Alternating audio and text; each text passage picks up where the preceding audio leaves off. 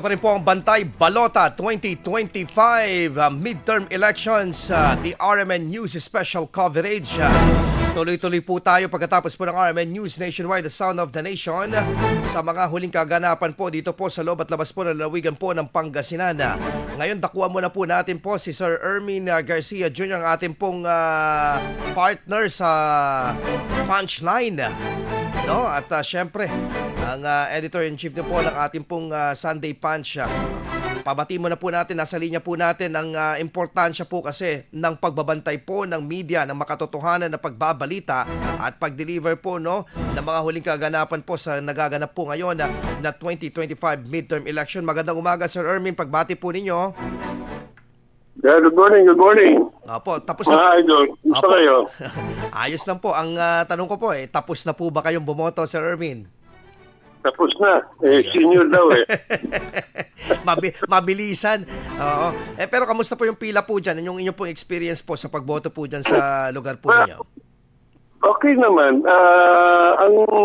May mga natatanggap na ako ng report na may mga balot na hindi lang makapasok doon sa counting machine. Ang suggestion ko lang, ingatan lang kasi ng mga nakakatanggap na ng balot, yung mga dulo na hindi folded, na dire-diretso dapat ang kwan para madaling pumasok.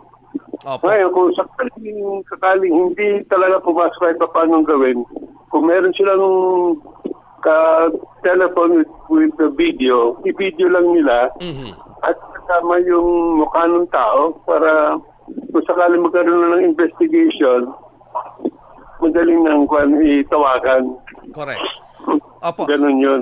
Kasi mahirap yung sumbong-sumbong lang Yeah. Pag walang hinahawakang ebidensya. So, alis ko tayo. Pag sinabing hindi makapasok, sige, sandali lang po.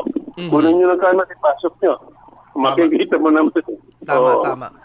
Opo. Sir Ermin, dito sa Pangasinan, may mga ilang nag-ubukas ng kanilang polling precinct na medyo nagkaroon ng konting aberya din dahil yung ACM parang very sensitive sa mga foreign objects or mga bagay na kapag madumi or may nakapasok po kahit alikabok, talagang magkakaroon siya ng reading na na parang aberya. Kaya kaninang umaga daw may mga ilan sa may Malasike, sa Binmalay, pinapakuha natin yung mga precinct number nitong mga naka-encounter ng aberya ng pagsisimula ng pagboto. Oo. Saka yung kung there is a way na makuha nila yung precinct, yung counting machine number. No? Correct. Para may proof ka mamaya na ito nagkaroon ng diferensya. So, anong ginagawa ng mga hindi pumapasok yung boto? Inahawakan o reliban nila or hinihintay nila o ano? Paano ang gagawin tama? Yung troubleshooting at least maging transparent dito. Sir Ermin, gaano ka-importante na tayo na nasa media, the fourth state, ay talagang kailangang magbantay at i-deliver kung ano talaga ang mga nangyayari dito sa ating pong nagaganap ngayon na midterm election? Importante ito. Actually, hindi lang tayong nasa media ang mag-coordinate kasi. Meron naman tayong social media, may mga telepono na tayo ngayon. No? Hawak-hawak natin. Hawak kung ano hawak ng media, hawak din nyo. No? Tignan nyo lang, i-record nyo lang lahat kung ano yung suspectyan nyo at itago nyo. Ngayon, kung sakaling talaga hindi kayo makaboto, kunin nyo yung concept nyo at sinasabing hindi kayo makaboto. Okay? Para may record. Kasi ang nangyayari noon, kaya walang nangyayari, walang ebidensya. Tama. So, hawakan nyo yung ebidensya nyo na kung bakit kayo hindi makaboto.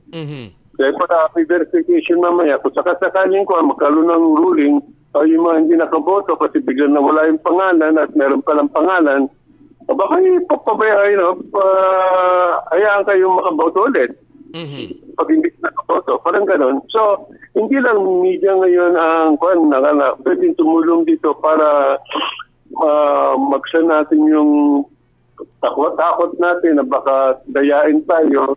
Pagtulungan na tayo para makita natin. Ito lang ang advantage ng technology. Although, yung technology nga ngayon, sabi nga na napakadiling mandaya, Eh, ganun din, madali din hulihin. Correct. Agree. So, nasa atin na yun. Hawakan natin yung ebidensya at yan ang pwedeng kasi kung lang tayo, mag-iingay lang tayo, ay, na ganyan, hindi ko nakabote. Wala mangyayari po sa ganyan. Kailangan hawakan nyo sa telepono nyo, saka yung oras na nandyan. Well documented, Sir Ermin. Ha? Well documented dapat. Oo, well documented. At saka yung kung may nagsasabi sa inyo, hindi kayo makaboto, kunan nyo ng litrato, kunan nyo ng video, yung litrato ng tao na nagsabi. Ngayon, lalo na yung mga tawagan yung, meron mga watchers naman yan eh. Correct. Kaya dapat patawagan ng pansin yung watchers rin. Sabi niya, sila watcher dito, yun, meron kayo witness.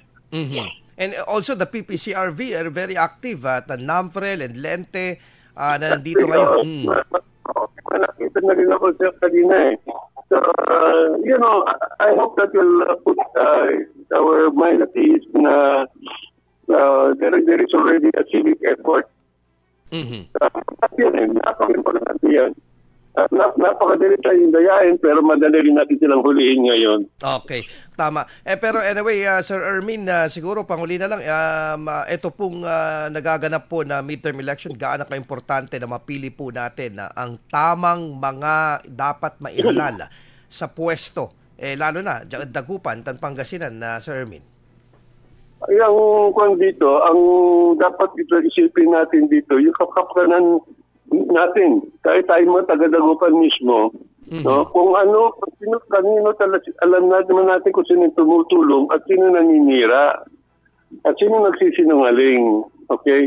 Huwag kayong aasa doon sa mga pasayaw-sayaw lang pero wala naman sinasabi.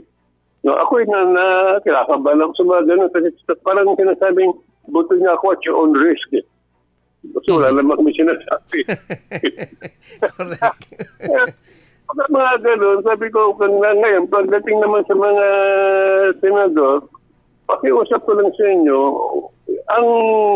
ang eleksyon para sa senador, hindi po parang popularity contest po yan na kailangan yung kilala, ang kailangan iboboto natin, hindi po. Alamin po natin kung sino ang pwedeng nag-aaral ng mga parliamentary rules, kung pwede siyang magsalita at kung meron siyang karanasan talagang mag-aral ng mga batas. Yun po ang dapat ilagay natin sa Senado. Ayun. Kasi alam nyo, marami na sa ating mga bumoto ng mga pangalan, etc. and all that, wala naman sinasabi. Dumarating na sila, naka-Amerikana sila, nakabarong sila, pumapasok. Nakatawa, pagkaway-gaway, pagkatapos ng 30 minutes, umaalis. Ganun po sila. Nakikita ko po yung nagaling ako sa Senado noon. Correct. Pag ganun na ginagawa nila. Tapos ang masakit ito, yung binabayad natin sa kanila, walang kaumpayan pa, dire-diretso yan. Kung anong kinikita ng senador, kahit na sino ba, kahit hindi tumayo, may sweldo yan, malaki na sweldo. Kahit hindi magsalita, may sweldo yan. Kaya sayang yung pinuboto natin, kala natin popular siya. Ano magagawa ng kapopularidad kung doon sa hindi siya makatayo, hindi siya magsalita. No?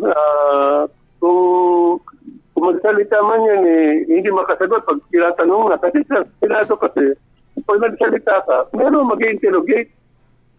Hindi lang katapos, gagawa ka na ng tula. Correct. Pababayaan ka. Merong interrogation yan. Tatanungin siya, bakit ganyan? Bakit ganito? Ba't mo sinabing ganyan? Tama. Makakasagot ka ba? Yun ang dapat isipin natin pag naglalagay tayo ng tao sa Senado. Hindi ko naging popular sa entertainment, sa TV, marunong. Hindi po. Yan, tandaan nyo, hindi lahat marunong pumasok ng Senado. Ako po natatakot pumasok ng Senado mismo. Tama. Pero yung mga iba, malakas ang loob, Sir Ermin, kahit na walang background at patawa-tawa lang, pasayaw-sayaw lang. Patala nila, pwede na yung gano'n. Dapat nakita na nila hanggang ngayon, kahit hindi tayo umuunlad Hindi tayo umuusad. Kasi nasa atin ang kamay yung pag-upo nila sa posisyon Correct. Kung gano'n na parati yung ginalalagay na talaga yung ginakalagyan natin, kung ganito na lang parati.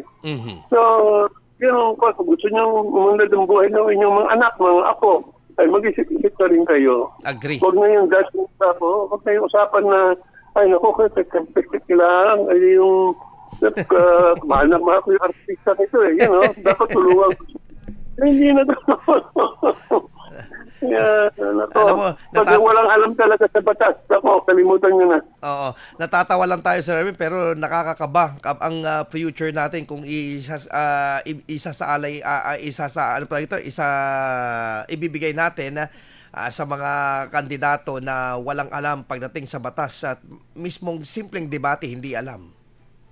Hindi alam mo, kaya kung pakiusapan talaga, kung boboto kayo, isipin na po nyo, ito boto, hindi boto para doon sa idol nyo na artista. Hindi idol ng idol. May idol lesson, pwede pa, no? Yeah. Pero pero yung mga akala nyo, iniidolo nyo doon sa sine, iniidolo nyo sa TV, nako, isipin nyo na yung anak ninyo, mga apo ninyo, wala silang daratnan sa buhay nila. Pag ganito rin. Kaya ang boto nyo, hindi lang para sa inyo, para sa mga anak nyo na rin. Isipin nyo na yun. Tama. Okay. Maraming salamat, Sir Ermin. At next Monday, balik tayo sa regular programming natin. Sir Ermin Garcia, maraming salamat po.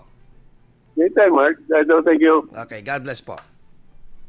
Bantay Balota 2025 Midterm Election. The RMN News Special Coverage.